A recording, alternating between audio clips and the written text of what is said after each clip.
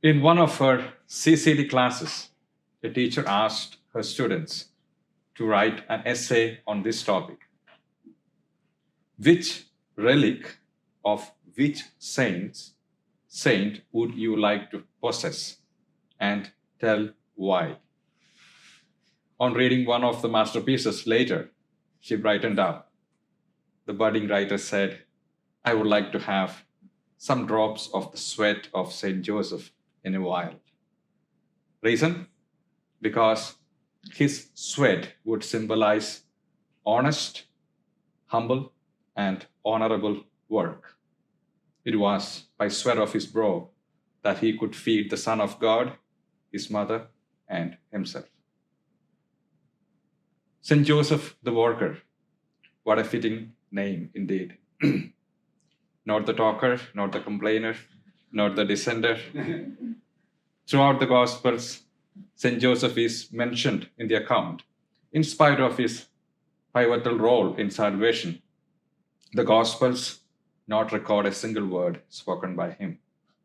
The greatness of Saint Joseph is not in words, but in active service. As the Lord would teach later, not anyone who says, Lord, Lord, will enter the kingdom of God, but only those who do the will of the Father. What kind of worker or carpenter was he? No mention of it in the Bible either.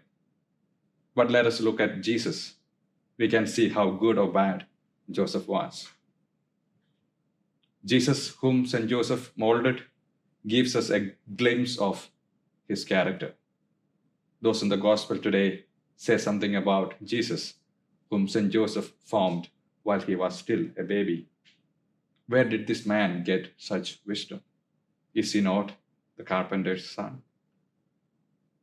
Jesus used human work as the appropriate analogy for his preaching about the kingdom, since he appreciated human efforts in God's plan. He mentions shepherds, farmers, doctors, sowers, householders, servants, stewards, merchants, tax collectors, laborers, and many others.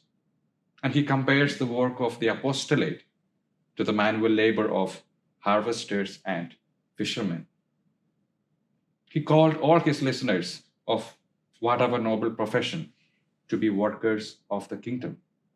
And some left their fishing boats or tax charts behind to proclaim the gospel. But the majority lived the gospel in their work, proclaiming the gospel wherever they were. And today, Jesus does the same. His followers are called to live out their discipleship and apostolate, vocation and mission in the family and workplace. The desk, maybe the sewing machine, kitchen, chalkboard, operating room, workbench, workstation, or your seat behind the steering wheel, or a boat. It's all meant to be an altar in which God and the giver is honored. Therefore, most men and women are called to sanctify themselves and others by demonstrating human work's original dignity and meaning. And our church invites us to value labor and work as, firstly, as a vocation. Through labor and work, we give meaning to our existence. The purpose is not to waste time and to occupy space. Our world needs contributions, and we have a unique role to play. And secondly, as stewardship. Through our labor and work, we show the highest accountability for all the talents and abilities that nature and education endowed on us. And thirdly, as a service. Through our labor and work, we employ our talents and abilities not only to make a living, but to meet the needs of others. And as work takes on this meaning, the perfection of human being continues. The workplace is evangelized and God's work advances. In every age, a diligent construction worker from Nazareth, together with his foster father, waves us to us and says, "Come, follow me."